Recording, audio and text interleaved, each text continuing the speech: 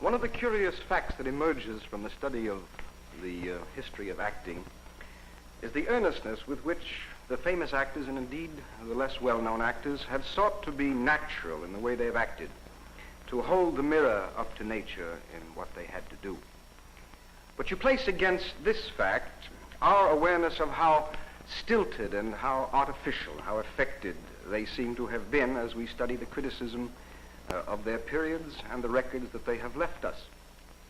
In fact, one is faced with the paradox of how these actors can at the same time seek to be natural and still appear to be so affected and artificial and full of bombast and rhetoric. The resolution to this paradox is clearly that these actors did not seek some eternal value in nature which they sought to imitate, but were merely reproducing the fashions and values of their own times, so that audiences who saw these actors were aware that the behavior and manner on the stage was a behavior and manner consistent with the fashionable conventions of their own times. Now, to illustrate this point, I have selected a speech from Shakespeare's Hamlet, the famous soliloquy, "To be or not to be," and I'm going to treat this soliloquy in 7 different parodies throughout the history of acting, beginning naturally with the Elizabethan period. Now, I remind you that these are parodies. No actor, living or dead, would be caught doing what I shall do this evening, I can assure you. But beneath these parody treatments, there lies in each instance a grain or two of truth that will illustrate the styles that were consistent with the periods I've chosen. Now, the first one is quite naturally the Elizabethan period, and I've selected Edward Allen, the great rival of the Shakespeare company who worked with the admiral's men, because we know a little more about Edward Allen than we do about many of the other Elizabethan actors, although he was typical of the form and style that is consistent with our knowledge of Elizabethan acting. As a matter of fact, Shakespeare himself has left a few comments about Edward Allen. Actually, in Hamlet himself, the speech to the players says, "Oh, it offends me to the soul to hear a robustious, periwigged, pated fellow tear a passion to tatters, to very rags to split the ears of the groundlings." And later Hamlet says in the same context, "Oh, there be players that I have seen play and heard others praise, and that highly, not to speak it profanely," and this is clearly Edward Allen, "that having neither the accent of Christians nor the gait of pagan nor man, have so strutted and bellowed that I had thought some of nature's journeymen had made them and not made them well, imitated humanity so abominably." Now, Edward Allen was a man who strutted and bellowed and acted in all of the peculiar fashions that we generally accept on the Elizabethan stage. He used the stretch foot, which is a large stance, followed by the wind-up before the great speeches are delivered. He strutted, and he bellowed, and he ranted, and was a typical Marlowe actor. Remember, he never played Shakespeare, never did the scene from Hamlet that I'm going to do. Now, you must visualize a large projecting stage coming out into the pit of an Elizabethan playhouse, covered with straw, the men and women standing around in the pit, the orange girls selling their wares, ladies of the evening making rendezvous, business transactions being conducted, and a tumult and an excitement and vigor in this theater which is unlike the quietism of our own contemporary playhouse. You must imagine that this actor is working against the sound and fury of an audience which pays sometimes very close attention and other times pays little attention. In fact, along this projected stage, there were frequently people seated, the more expensive kind of patron, who frequently would step up and read parts if he felt like it and correct the actor in his manuscript, and to these patrons, the actor sometimes made special condescensions. Now, if you can imagine that Edward Allen was ever playing a Shakespearean play and can picture his doing the to be or not to be speech from Hamlet, this might have been something like it.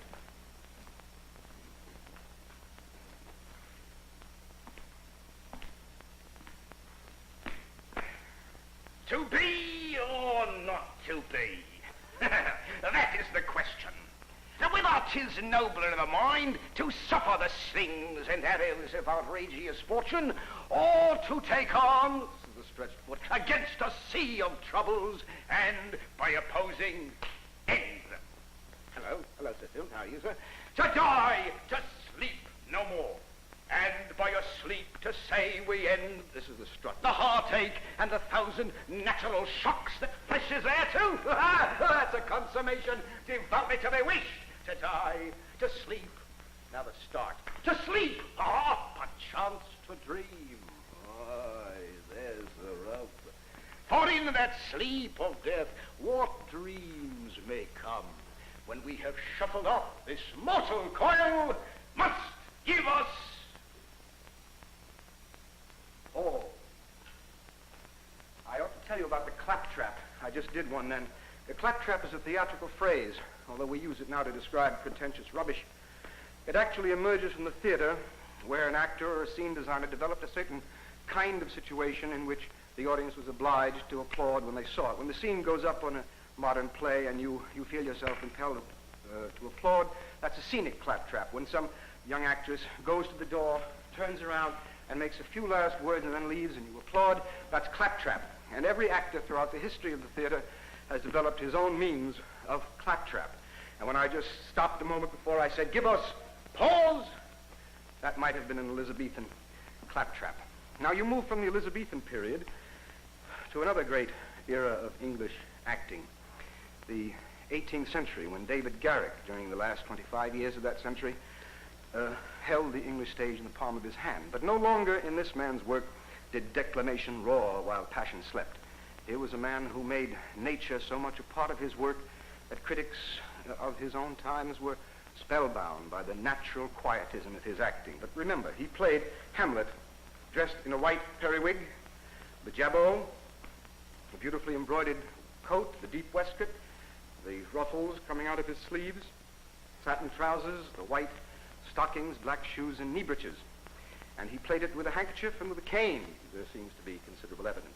This is how David Garrick in 1775 or so might have played this scene from Hamlet.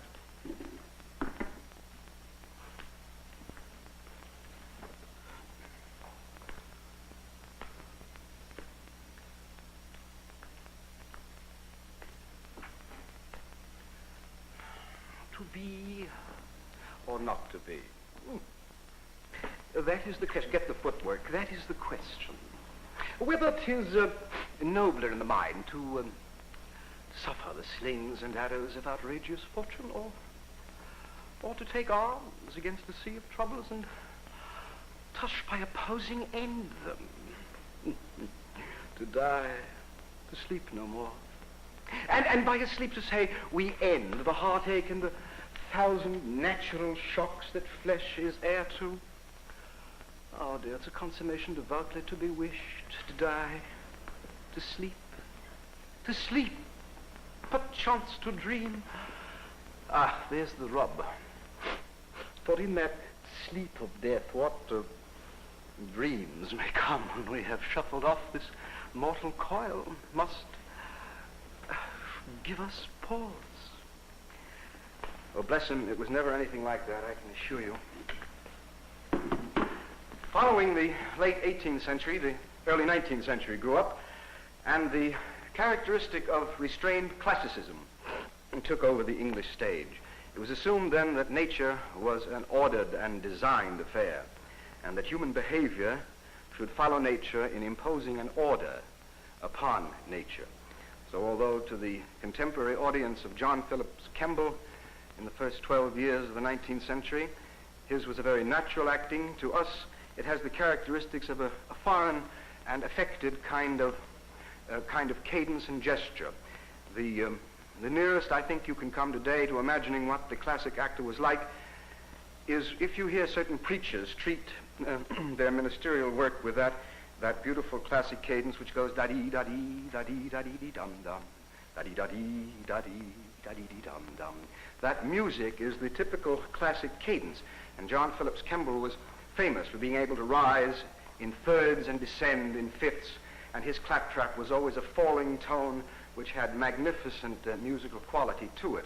He belonged to a school known as the Teapot School because his great contemporary Sarah Siddons always took the position of this sort, and John Phillips himself was alleged never to have raised his hands above his hips.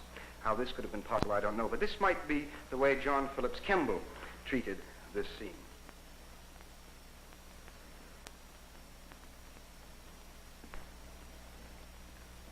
To be or not to be, that is the question. Whether 'tis nobler in the mind to suffer the slings and arrows of outrageous fortune, or to take arms against a sea of troubles, down a third, and by opposing, down another third, end them, to die, to sleep no more. These men were great at singing these things. And by a sleep to say we end the heartache and the thousand natural shocks that flesh is heir to. Ah, 'tis a consummation devoutly to be wished, to die. This is as violent as he ever got. To sleep. To sleep. Perchance to dream. Aye, there is the rub. For in that sleep of death, what dreams may come when we have shuffled off this mortal coil, vocal claptrap, must give us pause. Well, John Phillips Kemble was blown off the stage violently by a remarkable young man of diminutive size, hunched shoulders, a cracked voice, and bandy legs, who belongs to that period of English stage history which we speak of as the Romantic period, where a kind of platonic self-importance in acting became the governing principle, where it was the eternal internal man that should be speaking, where the individual must depend upon his own feelings and inspiration, where allegedly no plan, no order, no restraint was necessary, but simply the individual vigor that could come out of the unique soul. And Edmund Kean, that greatest, I suppose, of all romantic actors, is the man of whom Coleridge said, to see Kean is to read Shakespeare by flashes of lightning, and of whom that other great romantic critic Hazlitt said, Kean's acting is an anarchy of passion. Kean could go from a complete scream to a whisper within the syllable of a word. He would go with great rapidity for certain passages, followed by an overwhelming lassitude in which a lethargy would seem to inform what he did. It has been said that when he played A New Way to Pay Old Debts, an Elizabethan play in which he played Sir Giles Overreach, and the leading lady and 4 other actors on the stage with him at the time during the performance fainted because of the violence and power of this man's work. Byron records in his diaries that this is a soul unlike any other, and it is a matter of record that brave men wept and women were carried out prostrate during the course of Kean's work. We can see what I'm going to do with that.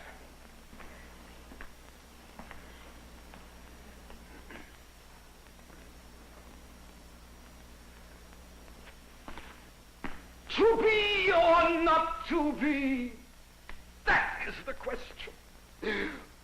Whether 'tis nobler in the mind to suffer the slings and arrows of outrageous fortune, he was great for starts too, or to take arms against a sea of troubles, and by opposing end them, to die, to sleep no more.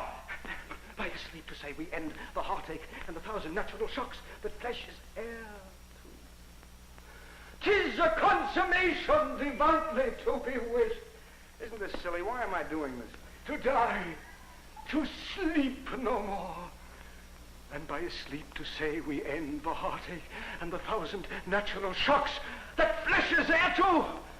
'Tis a consummation devoutly to be wished, to die, to sleep, perchance to dream. Oh, no, there's the rub. For in that sleep of death, what dreams may come when we have shuffled off this mortal coil must give us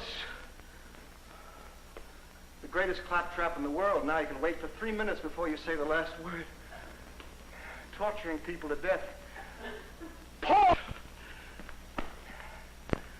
Then the note that follows this is the beginning of a period in which the character actor develops. during the late years of the 19th century, dramatists began to write the kind of play in which unique and peculiar personalities were cast. No longer simply the noble figure, no longer simply the classic restrained individual or even the tempestuous personality such as Keane's Hamlet, but a unique kind of personality began to fill the pages of plays and to appear on the English stage. And one of the greatest of the men who was able to do this so beautifully was Sir Henry Irving, the lessee of the Lyceum Theatre for many years. Sir Henry was a peculiar actor, at least from the records that I have read, in that he had a number of strange vocal treatments which I can't hope to approximate. He had a number of special gesticulations, such as placing his finger against his nose, and he is the man who was able to keep audiences spellbound for 7 or 8 minutes while he did nothing more than stoop down and tie his shoelace. He was a great man for creating suspense by his vivid starts and movements. But he played Hamlet, as has been said, as a character, no longer the simple personality of the man that we think of as the Dane, but a man now specially gifted with Henry Irving's personality. And this is what Henry Irving might have been like.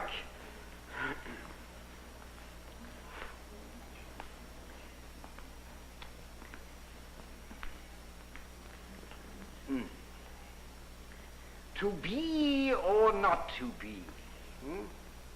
That is the question. Whether 'tis nobler in the mind to suffer the slings and arrows of outrageous fortune, or to take arms against a sea of troubles, and by opposing to end them. To die, to sleep no more, and by a sleep to say we end the heartache and the 1,000 natural shocks that flesh is heir to. Sounds rather like Lionel Barrymore. He's no character actor, too. Flesh is heir to. It's a consummation devoutly to be wished. To die, sleep, to sleep. Nothing. You just create suspense. To sleep no more. And in that sleep of death, what dreams may come when we have shuffled off this mortal coil must give us pause.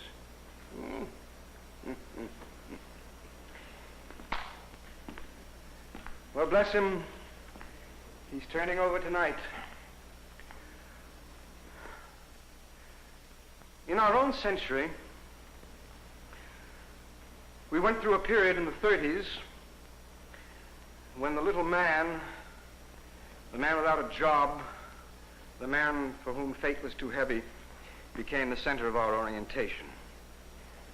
During the 30s, the little man, as he is far too often and too fatuously called, the man without a job, the man who was a worker, no longer a robber baron, became the man who somehow or other represented the natural forces and the cause of events that we were a part of.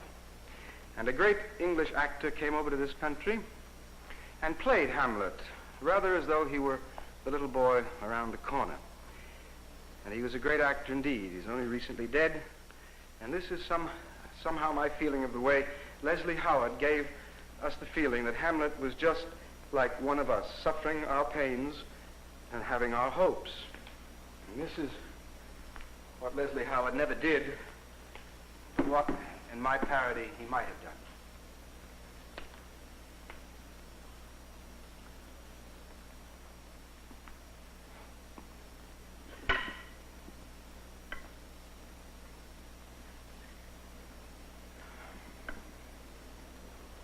To be or not to be? That's the question. Whether 'tis nobler in the mind to suffer the slings and arrows of outrageous fortune, or to take arms against a sea of troubles, and by opposing, end them. To die, to sleep no more. And by asleep to say we end the heartache and the thousand natural shocks that flesh is heir to. It's a consummation devoutly to be wished, to die, sleep, to sleep. Ah, perchance to dream. Aye, there's the rub. For in that sleep of death, what dreams may come when we have shuffled off this mortal coil must give us pause.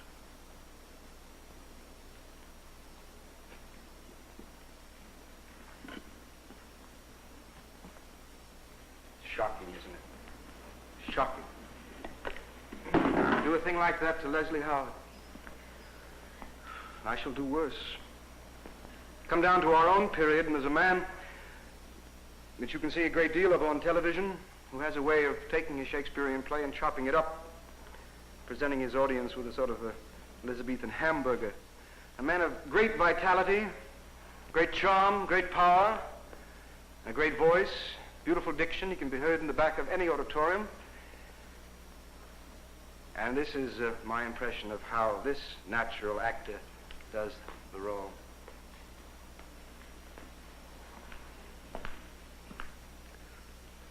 To be or not to be, that is the question. Whether 'tis nobler in the mind to suffer the slings and arrows of outrageous fortune, or to take arms against a sea of troubles, and by opposing, end them. You have a double chin we must be careful about. To die, to sleep no more. And by a sleep to say we end the heartache and the thousand natural shocks that flesh is heir to. Oh, it is a consummation devoutly to be wished, to die, to sleep, perchance to dream. Aye, there is the rub. The diction is beautiful, but you have a feeling he doesn't quite understand what he's saying. There is the rub. For in that sleep of death, what dreams may come when we have shuffled off this mortal coil must give us pause. And he stays right with the television camera till it fades away. Well, one day, I suspect, in this country, we will have a school of acting known as the Waterfront School of Acting, in which the potato in the mouth treatment of Hamlet will seem to be the most natural thing in the world. And although he has already played in one Shakespearean play, one day Marlon Brando, indeed, himself may undertake to do Hamlet, and I have a feeling that it might go something like this.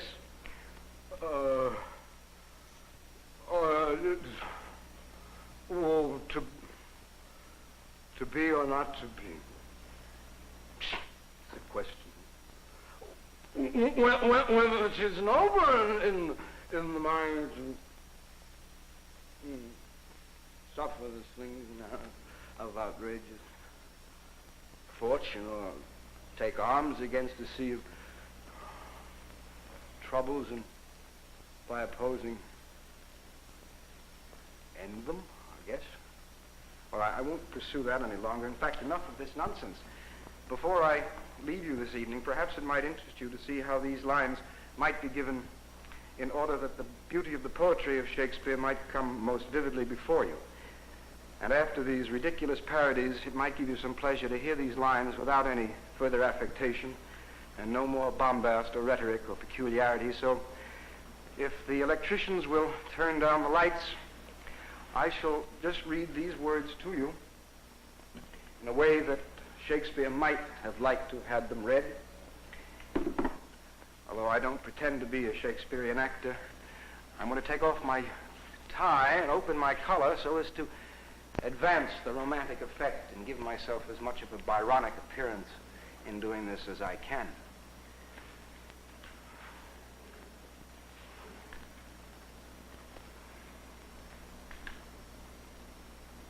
To be or not to be, that is the question. Whether 'tis nobler in the mind to suffer the slings and arrows of outrageous fortune, or to take arms against a sea of troubles, and by opposing end them, to die, to sleep no more, and by a sleep to say we end the heartache and the thousand natural shocks that flesh is heir to. 'Tis a consummation, devoutly to be wished, to die, to sleep, a chance to dream. Aye, there is the rub. For in that sleep of death, what dreams may come when we have shuffled off this mortal coil must give us pause. Thank you. Good night.